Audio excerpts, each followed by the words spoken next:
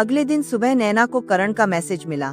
नैना, अगर आप तैयार हो तो मैं चाहता हूँ कि आप मेरी दुनिया देखें, मेरे घर आकर मेरे परिवार से मिलें, मतलब मायरा से। नैना ने मोबाइल को कुछ देर तक घूरा। मायरा, वही बहन जिसे करण अक्सर प्यार से याद करता था। दिल में हल्का डर था, पर उत्सुकता भी उतनी ही थी। उसने धीरे से लिखा, ठीक है, कब आऊं? कुछ ही सेकंड में रिप्लाई आया, आज शाम 5 बजे, मैं लेने आ जाऊंगा। दिल की धड़कन बढ़ गई। उसने खुद से पूछा, क्या मैं सच में करण के घर जा रही हूँ? क्या ये सब बहुत जल्दी हो रहा है? क्या मैं तैयार हूँ? पर दिल ने शांत आवाज में कहा, शायद पहली बार कोई सच में मेरा ही इंतजार कर रहा है। शाम 5 बजे करण बाहर आकर खड़ा था। नैना ने दरवाजा खोला तो करण ने उसे सिर से पांव तक देखा, पर बिना कोई टिप्पणी किए बस मुस्कुराया। चले? नैना ने हाँ में सिर हिलाया। गाड़ी में बैठते समय करण ने फ्रंट डोर खोलकर कहा, सीट बेल्ट लगा लीजिए। उसे लगा शायद करण एक साधारण बात कह रहा है, लेकिन उसके हाथ हल्के से कांपे थे। शायद ये बातें छोटी होती हैं, लेकिन हमेशा देखभाल वही करता है जिसके दिल में एहसास होता है। करीब 20 मिनट बाद वे एक छोटे पर खूबसूरत और शांत घर के सामने रुके। नैना ने देखा, घर में किसी अमीरी का दिखावा नहीं था, बस सादगी, शांति और अपनापन। करण ने कहा, ये वही घर है जिसके बारे में मैंने कहा था, जहाँ मैं चाहता हूँ कि एक दिन आप और आपकी माँ भी रहें। नैना चुप रही। उसने कभी नहीं सोचा था कि कोई उसकी माँ के लिए भी अपने घर में जगह बना सकता है। अंदर घुसते ही हल्की सी खुशबू आई चंपा की, और फिर ओह, तो ये है नैना दी। एक लड़की दौड़ते हुए आई, करीब 26-27 साल की, तेज चमकती आंखें, चेहरे पर सच्ची मुस्कान। वह मायरा थी, करण की बहन। मायरा ने नैना का हाथ पकड़ लिया। भाभी, ओह सॉरी, दीदी बोलूं या भाभी? मैं थोड़ा जल्दी एक्साइटेड हो जाती हूँ। करण ने हल्के से आंखें घुमाई। मायरा, उसे घबराओ मत। मायरा ने हंसते हुए कहा, अरे भैया, इतना खुश तो मैं आपके MBBS रिजल्ट में भी नहीं हुई थी। नैना मुस्कुरा दी। पहली बार उसे किसी घर में स्वागत जैसा कुछ महसूस हुआ। मायरा ने नैना को सोफे पर बैठाया दी। ये घर भले छोटा हो, लेकिन दिल बहुत बड़े हैं। भैया तो आपको लेकर 1 साल से प्लानिंग कर रहे थे। नैना के हाथ रुक गए। 1 साल से? करण, जो पानी लेकर आ रहा था, अचानक ठिठक गया। मायरा ने शरारत से कहा, हाँ, एक दिन घर आकर बोल रहे थे, एक लड़की है, उसकी आंखों में इतना दर्द है कि मेरे दिल को चीर देती है। करण ने गुस्से से कहा, मायरा। पर मायरा हंसी नहीं रोक पाई। नैना की सांसें अटक गईं। रात का खाना मायरा ने बनाया था, सरल, घर जैसा। डाइनिंग टेबल पर नैना ने पहली बार करण को पूरी तरह से देखा। वह शांत था, कम बोलने वाला, लेकिन हर बात सोच समझकर कहने वाला। मायरा ने अचानक बोल दिया, दी, भैया जितने सख्त दिखते हैं ना, असल में उतने हैं नहीं। हमने माँ को बहुत बचपन में खो दिया था, और पापा भी बाद में चल बसे। तब से ये ही मेरे लिए माँ बाप सब कुछ रहे हैं। नैना ने करण को देखा। उसकी आंखों में हल्की चमक थी, नमी की। करण धीमी आवाज में बोला, लोग कहते हैं मेरे पास सब है, पर सच तो ये है कि दिल से मैं बहुत अकेला हूँ। नैना ने पहली बार करण के भीतर का दर्द महसूस किया। उसने पूछा, आप हमेशा अकेले रहे? करण ने धीरे से कहा, जब माँ गुजरी मैं 12 साल का था। पापा गम से टूट गए थे। मैंने तभी तय किया था कि किसी का दिल कभी नहीं तोड़ूंगा। ये सुनकर नैना की आंखें भी नम हो गईं। 2 टूटी हुई कहानियां एक दूसरे के सामने बैठी थीं। कॉफी पीते पीते बातचीत चल रही थी कि अचानक नैना की नजर दीवार पर गई। एक फ्रेम में करण की माँ की तस्वीर थी, बहुत प्यारी, शांत मुस्कान वाली महिला। तस्वीर के नीचे एक पुरानी छोटी फोटो लगी थी, उसमें 2 बच्चे थे, एक 8-9 साल का लड़का और एक छोटी सी लड़की। नैना उस फोटो के सामने रुक गई। ये आप और मायरा हैं? करण पीछे आकर बोला, हाँ, उस दिन माँ ने हम दोनों को पार्क ले जाकर कहा था, मेरा परिवार दुनिया का सबसे प्यारा है। करण रुक गया। उसकी आवाज डगमगा गई। यही आखिरी फोटो थी। इसके 2 दिन बाद वो नहीं रही। नैना की आंखें भर आईं। उसने बिना सोचे पूछा, आप इतने सालों से कैसे जी पाए? करण मुस्कुराया, लेकिन उस मुस्कान में दर्द छुपा था। शायद इसीलिए जब पहली बार तुम रो रही थी, मुझे समझ नहीं आया था, पर आज समझ आता है किसी को खोने का दर्द कितनी गहराई से काटता है। दोनों कुछ देर चुप रहे। मायरा नैना का हाथ पकड़कर उसे अपना कमरा दिखाने ले गई। कमरा रंगीन, प्यारा और खुशियों से भरा था, पर नैना को कुछ अजीब लगा।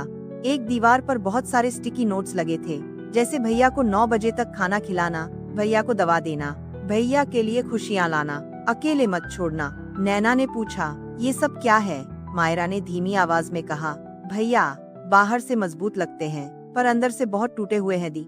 उन्हें रातों में नींद नहीं आती, कभी कभी सांस भी तेज चलती है, पैनिक अटैक्स आते हैं, डिप्रेशन भी है। नैना अवाक रह गई। मायरा ने आगे कहा, और वो आपको इसलिए चाहते हैं क्योंकि आपकी आंखों में उन्हें अपने जैसा दर्द दिखता है। नैना का दिल धड़कने लगा। उसके कदम खुद करण के पास ले गए। नैना ने करण को बालकनी में देखा। वह खुद को संभालने की कोशिश कर रहा था। नैना धीरे से उसके पास गई। आप ठीक हैं? करण ने चौंका कर देखा। उसी क्षण उसकी आंखों में एक दबा हुआ डर था, जैसे किसी ने उसका सीक्रेट पकड़ लिया हो। मायरा ने सब बता दिया, है ना? नैना ने सिर हिलाया। करण ने गहरी सांस ली। शायद मुझे आपको पहली बार में सब बता देना चाहिए था। कौन सा सच? नैना ने पूछा। करण ने कांपते हुए कहा, मुझे रातों में पैनिक अटैक्स आते हैं। कभी कभी नींद में माँ को पुकारता हूँ, कभी खोया हुआ महसूस करता हूँ। मैं बहुत मजबूत नहीं हूँ नैना, जैसा लोग समझते हैं। नैना उसके सामने पूरी तरह खामोश रही। करण ने उसकी आंखों में देखते हुए कहा, अगर आप चाहें तो आप अभी के अभी ना कह सकती हैं। नैना ने उसे देखना बंद नहीं किया। कुछ पलों बाद उसने कहा, करण, मैं किसी मजबूत आदमी की तलाश में नहीं थी, मैं किसी सच्चे इंसान की तलाश में थी। करण की सांसें हल्की हल्की तेज हो गईं। आप मुझे छोड़कर नहीं जाएंगी? नैना ने उसकी ओर हाथ बढ़ाया। पहली बार, धीमे से, मैं आपको छोड़ने के लिए नहीं, समझने के लिए आई हूँ। करण की आंखें भर आईं। उसने नैना के हाथ को ऐसे पकड़ा जैसे कोई बच्चा टूटने के डर से किसी सहारे को पकड़ लेता है। और उस दिन पहली बार करण ने किसी के सामने अपना डर, अपना अतीत, अपनी कमजोरी, सब कुछ खोलकर रख दिया। और नैना ने सब स्वीकार कर लिया। उस रात जब नैना अपने घर वापस पहुंची तो माँ चाय बनाते पूछ बैठी, तो कैसा लगा लड़का? नैना पहली बार झूठ नहीं बोल पाई। माँ, करण अच्छा है, बहुत अच्छा। सुधा देवी की आंखों की चमक बढ़ गई। मतलब रिश्ता पक्का समझूं? नैना हंस दी। माँ, इतना जल्दी नहीं, वो थोड़ा अलग है, थोड़ा टूटा हुआ भी। माँ ने उसका हाथ थाम लिया। बेटी, टूटे हुए लोग ही सबसे सुंदर होते हैं, क्योंकि वो दर्द को समझते हैं। नैना कुछ नहीं बोली, पर दिल के कोने में उसने करण को संभालने का फैसला कर लिया था। करण ने मैसेज किया, नैना, क्या आप आज थोड़ी देर के लिए हॉस्पिटल आ सकती हैं? नैना चौंक गई। हॉस्पिटल? क्या हुआ? उसने पूछा। सब ठीक है, करण ने जवाब दिया। आप आएंगी तो बताऊंगा, डरिए मत, मैं ठीक हूँ। नैना चिंता में झट से तैयार हुई और ऑटो लेकर हॉस्पिटल पहुंची। करण को आईसीयू के बाहर पाया। सफेद कोट पर खून के दाग, आंखों के नीचे काले घेरे, हाथों में ग्लव्स। वह किसी मरीज पर लगातार 7 घंटे से था। नैना ने उसे जोर से पुकारा, करण। वह पलटा, थका हुआ, लेकिन मुस्कुराया। सब ठीक है, बस एक केस चल रहा था। आप बैठिए, मैं आता हूँ। करीब आधे घंटे बाद करण उसके पास आया, गंभीर पर शांत। नैना ने पूछा, क्यों बुलाया था? करण कुछ देर देखता रहा, जैसे मन में कुछ भारी बोझ था। फिर बोला, नैना, मैं आपको अपनी दुनिया दिखाना चाहता था, ताकि आप जान सकें कि मेरी लाइफ आसान नहीं है, मेरी भी नहीं। नैना ने धीरे से कहा। करण मुस्कुराया, लेकिन आपकी लाइफ में कोई मरता नहीं, मेरी लाइफ में हर दूसरा इंसान मरता है। उसकी आवाज कांप रही थी। और कभी कभी मैं उन्हें बचा नहीं पाता, ये मुझे अंदर से खा जाता है। नैना ने पहली बार करण को डॉक्टर नहीं, एक इंसान की तरह देखा, दर्द में डूबा हुआ इंसान। कुछ देर बाद करण बोला, नैना, मेरे पैनिक अटैक्स का असली कारण मेरी माँ की मौत नहीं है। नैना ठिठक गई। तो फिर? करण का गला बंद हो गया। उसने दीवार का सहारा लिया। 4 साल पहले मैं शादी करने वाला था। नैना का दिल रुक गया। कुछ टूटने जैसा एहसास हुआ, लेकिन करण बोलता रहा। उसका नाम रिद्धि था। हम 5 साल से साथ थे, बहुत खुश थे, बहुत। नैना ने धीरे से पूछा, फिर क्या हुआ? करण की आंखें भर आईं। मैंने अपनी ड्यूटी खत्म की। उस रात एक एक्सीडेंट केस आया, बहुत क्रिटिकल था। मैंने रिंग पकड़ी थी, सोचा था शिफ्ट खत्म होते ही मैं रिद्धि को प्रपोज करूंगा। वह रुक गया, आगे बोलने की हिम्मत नहीं थी।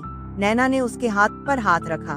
करण, बोलिए। करण टूट गया। जो एक्सीडेंट केस आया था वह रिद्धि ही थी, मुझे पता तक नहीं था। नैना का दिल जम गया। करण कांपता हुआ बोला, मैं उसे बचा नहीं पाया। नैना, मैं अपनी होने वाली पत्नी को अपने हाथों से खो बैठा।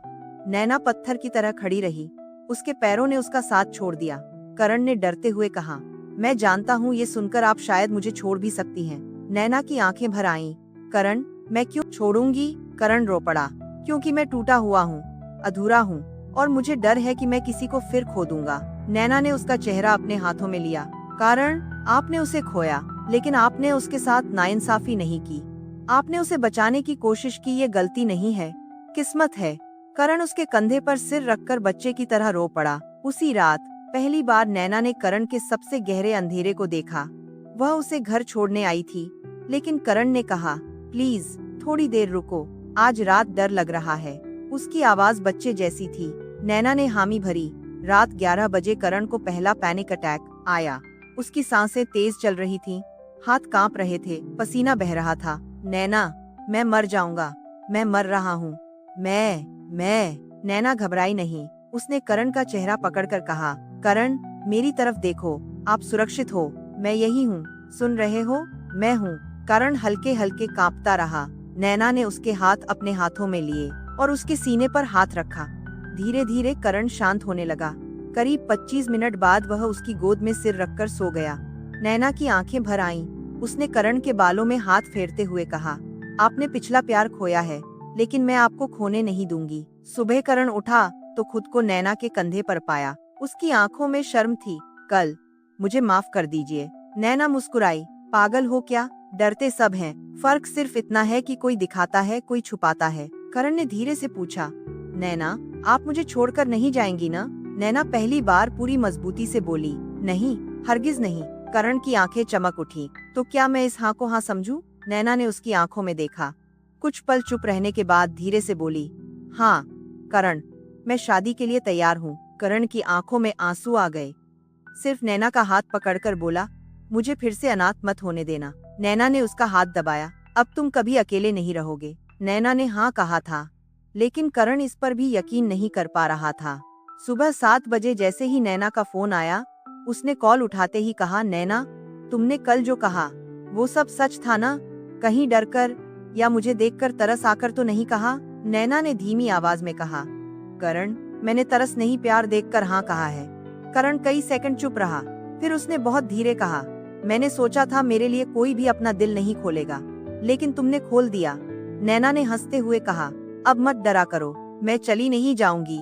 जब नैना ने अपनी माँ को बताया कि वह करण से शादी के लिए तैयार है, सुधा देवी की आंखों में आंसू आ गए। उन्होंने कहा, बेटी तुम्हारे पापा होते तो आज बहुत खुश होते। वो हमेशा ऐसे ही दामाद की दुआ मांगते थे जो तुम्हें अकेला न छोड़ दे। फिर उन्होंने नैना को गले लगाया, और जो मेरी भी इज्जत करे। नैना बोली, करण आपको माँ बुलाने के लिए कब से तैयार है। माँ की आंखों में नई चमक आ गई। कुछ ही दिनों बाद करण सुधा देवी से मिलने आया। वह दरवाजे पर खड़ा रहा, जैसे किसी बच्चे की तरह संकोची। सुधा देवी बोली, अंदर आओ बेटा। करण के कदम भारी थे, धीमे, कांपते हुए। वह बोला, आंटी अगर आप चाहें तो मैं आपको अपनी माँ कह सकता हूँ। सुधा देवी की आंखें भर आईं। उन्होंने करण का चेहरा छुआ। बेटा, जो माँ अपनी संतान खो देती है वह दूसरी संतान को पहचान लेती है। और उन्होंने करण को अपनी गोद में खींच लिया। करण रो पड़ा। सालों बाद किसी माँ की गोद में। नैना दूर से यह दृश्य देख रही थी और उसकी आंखें भी भर आईं। रिश्ता पक्का हुआ तो गांव मोहल्ले में तरह तरह की बातें होने लगी।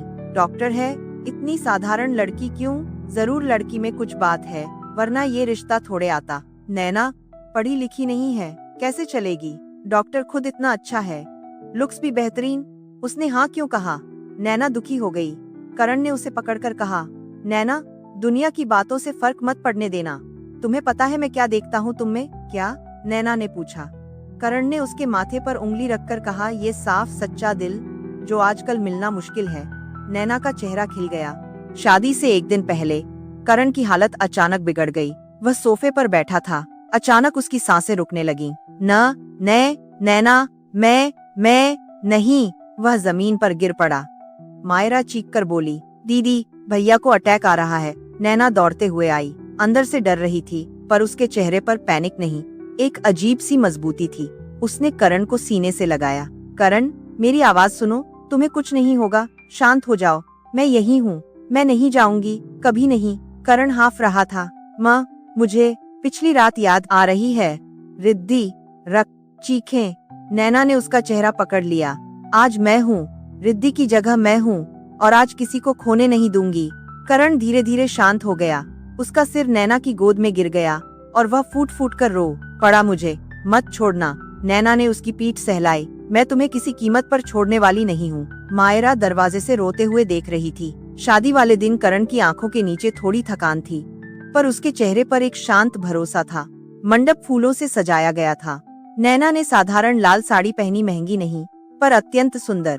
जब नैना मंडप में आई, करण ने उसे देखकर धीरे से कहा, तुम मेरी जिंदगी की सबसे खूबसूरत सुबह हो। नैना ने शर्माते हुए कहा, और आप मेरी जिंदगी की पहली सुरक्षा। जब पंडित ने फेरे शुरू कराने को कहा, करण ने नैना का हाथ कसकर पकड़ लिया। फेरे लेते हुए करण ने धीरे धीरे अपने वचन कहे, मैं तुम्हें दर्द नहीं, सुकून दूंगा। मैं तुम्हारा डर नहीं बढ़ने दूंगा, उन्हें अपने सीने में समा लूंगा। मैं तुमसे सिर्फ प्यार नहीं मांगता, थोड़ा सा विश्वास भी मांगता हूँ। मैं हर सुबह उठकर पहली सांस तुम्हारे नाम करूंगा, और आखिरी सांस भी, अगर किस्मत ने साथ दिया। नैना रो पड़ी। उसने भी धीरे से कहा, मैं तुम्हारी कमजोरी नहीं, तुम्हारी ताकत बनूंगी। मैं हर डर में तुम्हारा हाथ पकड़ूंगी। मैं तुम्हारी माँ की जगह नहीं ले सकती, पर उनकी कमी नहीं रहने दूंगी। मैं तुम्हारी जिंदगी में अकेलापन कभी नहीं आने दूंगी, और अगर किस्मत ने इजाजत दी, मैं तुम्हें खुद से भी ज्यादा प्यार करूंगी। फूल बरसने लगे।